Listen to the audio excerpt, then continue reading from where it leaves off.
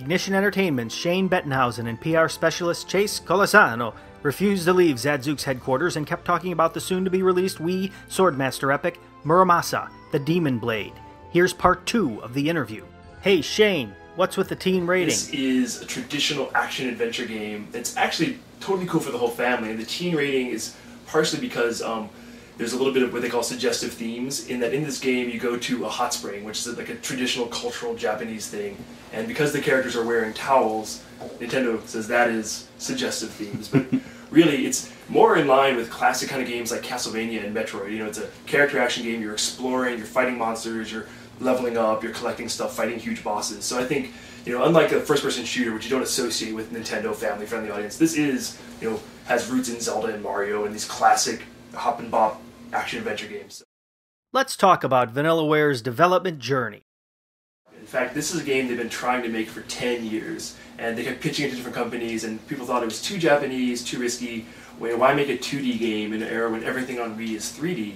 And also, they felt like they had to make a game with motion controls, you know, like gestural stuff. And when they started making this game, it had all motion controls, but they hated it because it wasn't precise enough. They come from a really old school background where, you know, when you press a button, you want to see immediately that response on screen.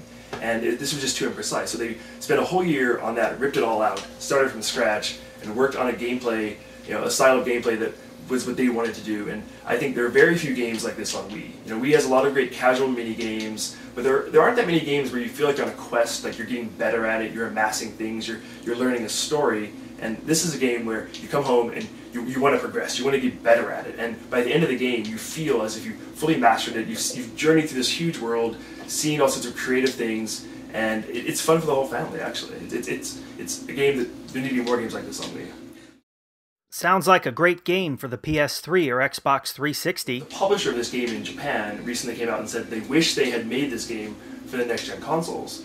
But the developer, because there's such a small team, only 12 guys, they didn't have the time to make the HD assets to that level. So for them, Wii was a good medium. It was, you know, it's a huge install base where they felt the fans could warm up to this style of game, but they didn't have the resources to make an HD game. But they're hoping in the future to staff up and be able to get enough artists to actually create enough 2D art for an HD game. But you know, most people don't understand how much time goes into making animation. They actually have to draw every frame and draw all those backgrounds by hand. So it's kind of like old Disney versus like 3D Pixar movies, and like the difference, the gulf between that.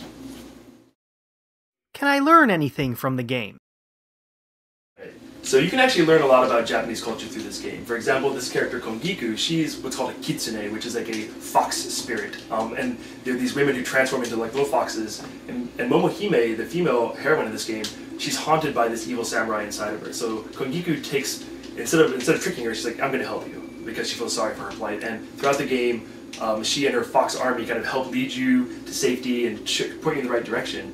And you can learn a lot about Japanese mythology through this. Like every character in this game, you know, has some relevance to old Japan, and the way people interact with Momohime teaches you the difference between, you know, how men and women were treated in feudal Japan. For example, women weren't even allowed to touch a sword.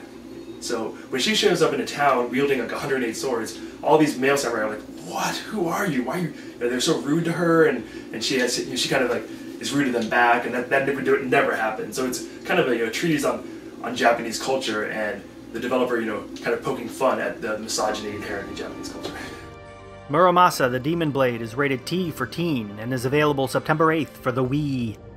That's it for this week's episode of Zadzooks Video Game Minute. Thanks for watching and playing. I'm Joseph Zadkowski.